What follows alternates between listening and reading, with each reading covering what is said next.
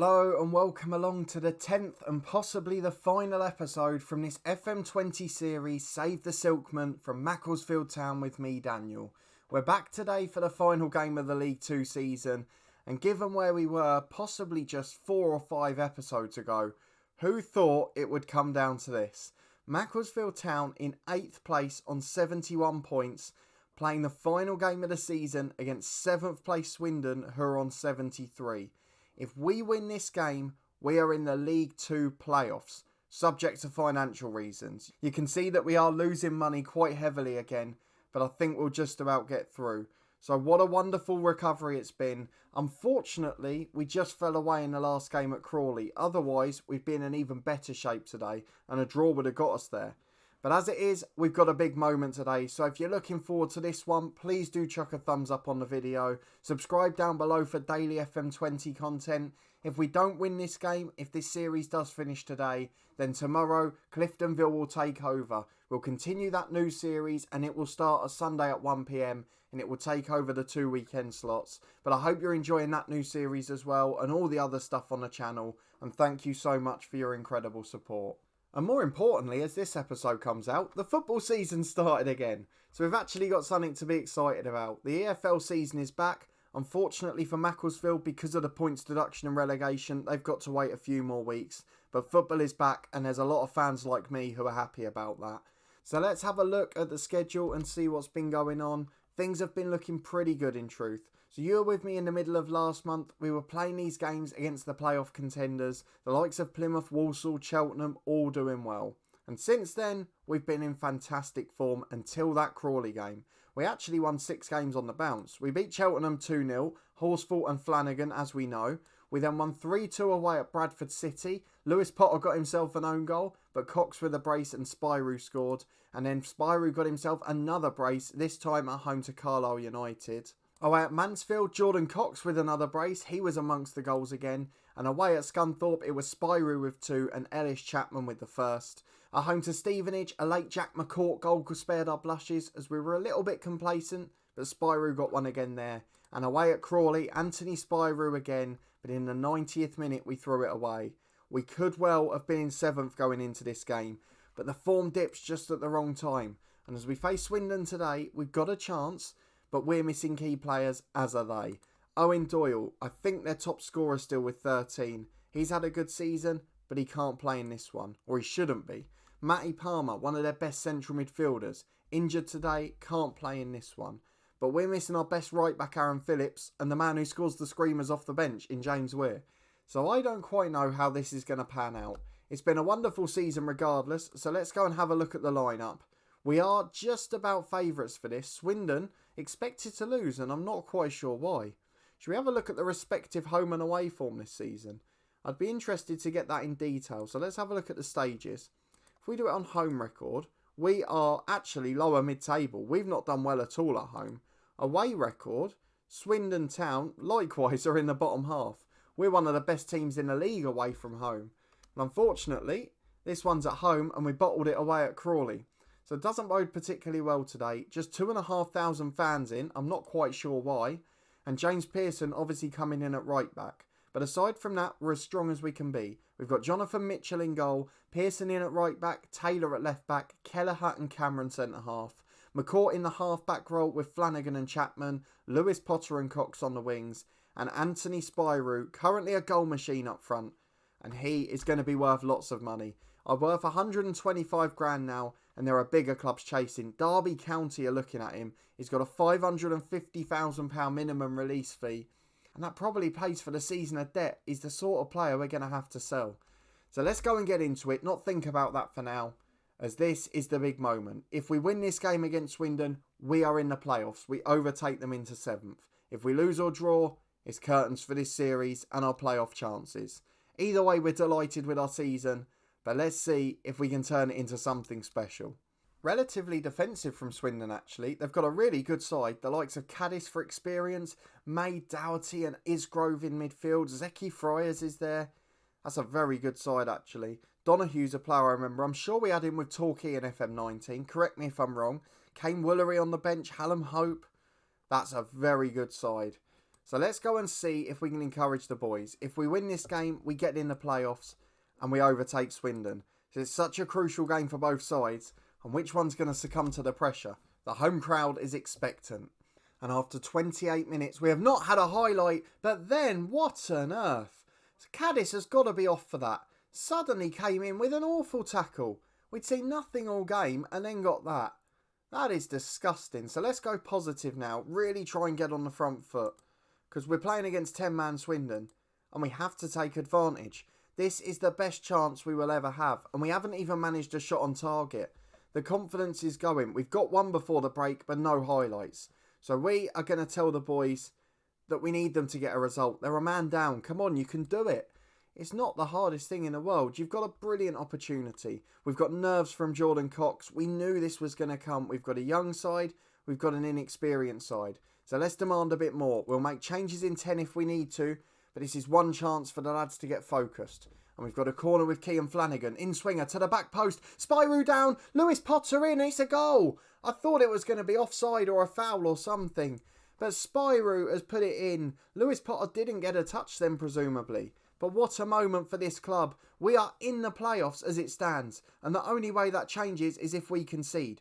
As it's headed away again and McCourt picks it up. Loses the ball to Doughty. Not like this. We've dominated the match. Muswie's in. It's a good save, Jonathan Mitchell. And that would have been an awful way to lose it. As Spyro can't get on the end of that. And we survive Swindon's first shot on target. 20 minutes to go. And it's a corner for the visitors. I bet they've gone attacking now. Doughty into Friars. Oh, it's off the line. Oh, it's in eventually. How on earth have we done this against 10? I mean, what a finish to the game it's become. But against 10 men, you can't ask for a better opportunity. And we've thrown it away so badly here. Let's go and make changes. Lewis Potter's been awful, so Theo Archibald for him. We'll leave the last two because there's nothing on the bench that really improves us at this stage. We have to get something out of this. How on earth have we managed to throw this away? I don't know what else to do, to be honest. We've got the width on. We're going to be more expressive. In transition, we'll distribute quickly. We'll get further forward, prevent short distribution. We need to peg them back, and we're going attacking. 10 minutes to go. We've got to throw in deep in our own half.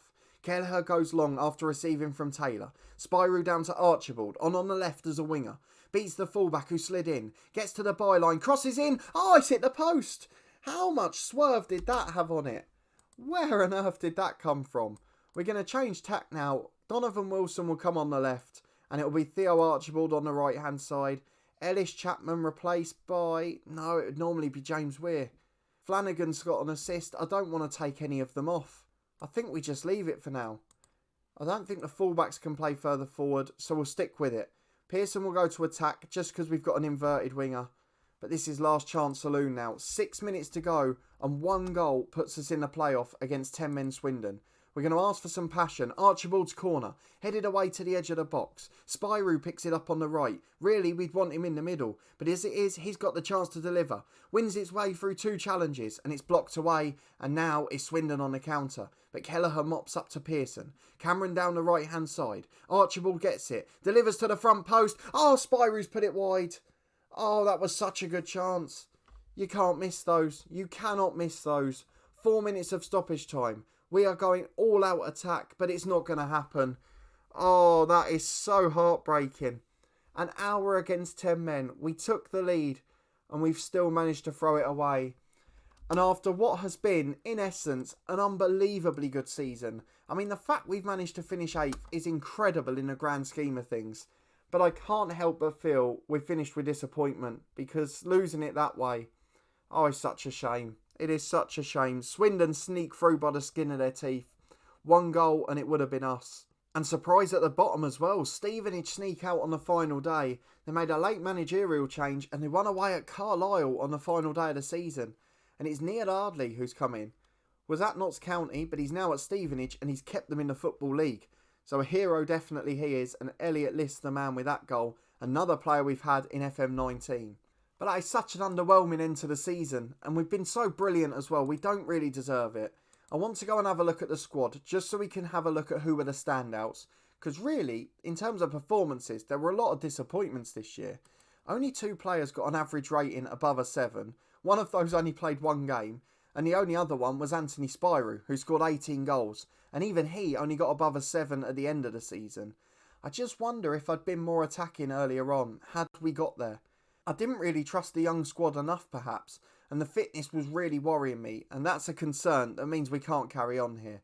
But in terms of appearances, top of the pile is Jonathan Mitchell, Flanagan, Spyro, Cameron and Kelleher all in the 40s, and Cox made 50 overall, but a lot of those off the bench. In terms of goals, Spyro with 18, Cox in double figures with 10, and Lewis Potter got 9. And in terms of assists, it is 9 for Jordan Cox, 7 for Lewis Potter, 6 for Habergum and 5 for Ellis Chapman. And don't forget, in terms of contracts, most of these boys are pegged down for next season. So Chapman, Potter and Mitchell of the loans will still be here for whatever manager takes over. And there's quite a few of the first teamers we've kept on. The likes of Deasy, of course, will leave, as will Ironside, the backup left-back Habergum, Ganua, who wants to go anyway. But there are a lot of players who are going to be sticking with them. So they are going to be a good side next year, and I'm sure whoever takes over will have a good squad on their hands. Of course, from our point of view, we did get quite lucky with the takeover. It basically wiped out our debt halfway through the year, just after we'd thrown away our FA Cup chance. And without that, we will have finished in administration, we will have got relegated, and we would have collapsed and had to sell players. So the fans' trust have saved the day, but the challenge isn't over, because this summer, they're losing money again, and I think they're going to be forced to sell in Spyro. And based on what we've seen so far, I don't know how they replace those goals. They have, of course, got some good cheap young players that we signed last summer, and they're out on loan at the moment. They've also got some under-18s who came in, who did a really good job and have got potential in the team. But at the moment, we're looking at those loans and thinking, who's going to be the star? Ben Stevens has really struggled with injuries. Hamblin's done okay, and he might be someone who comes into the squad. I feel like he would. And then Joe Muscat, the left-back, has done a really good job too. But otherwise, a lot of concerns, and it's still not an easy job for whoever comes in, but I have got a good squad to work with. So if we finish on the competition screen from our point of view, we were competitive in the FA Cup. In the Carabao Cup, we got what we expected. And to be fair, the fact we got out the group in the leasing.com trophy was a surprise to all of us. But we remarkably finished on 72 points in 8th place. We pick up nearly double the amount of points as the team that got relegated and end up missing out on the playoffs by 1 goal. If we hadn't conceded or if we'd scored again, we would have been taking part in the playoffs. But as it is, this series is now coming to an end. I really hope you've enjoyed it. A mini-series, something I've wanted to do more of in the past, but with work commitments, I've never really had the time. It's something I endeavour to do more in FM21, short-term series and stream saves as well, so I hope you're looking forward to that. As I said earlier, the Cliftonville series, which started last weekend, will continue tomorrow. It will take over from the Macclesfield slot at 1 PM. So you've got one at 4:30 today and one at 1 PM tomorrow. And then next weekend, it will continue in the head coach slots during the week and then go at 1 PM on both weekend days. So up to 4 episodes a week from that one. Plenty of excitement to come over in Northern Ireland. But with Macclesfield, unfortunately, we miss out on the greatest success. And we miss out by the finest of margins as well. So if you did enjoy this final game of the season, although it was heartbreaking in the end, still a really good achievement. And the fact we were nowhere near relegation and picked up 20 wins is bouldering on miraculous. So if you enjoyed it, please chuck a thumbs up on the video. Let me know down in the comments who your favourite players of the season were, who your stars were, and how you think Macclesfield would do in the future. And of course, subscribe down below for daily FM20 content. We've got our Dorking Wanderers series and our Cliftonville save, which will now be up to 4 episodes a week, taking over from this one. I can't thank you for enough for your support with this series and the new one over in Northern Ireland as well. And over on the podcast channel for the start of the new football season. I've seen so many of you pop over and I really am grateful for it. So thank you again for watching. I hope you've enjoyed this season. I hope you're looking forward to the rest on the channel. And FM21's just round the corner as well. And I'm really looking forward to that. So I hope to see you tomorrow with Cliftonville. I hope you've enjoyed this one. And I'll see you next time for more FM20 content.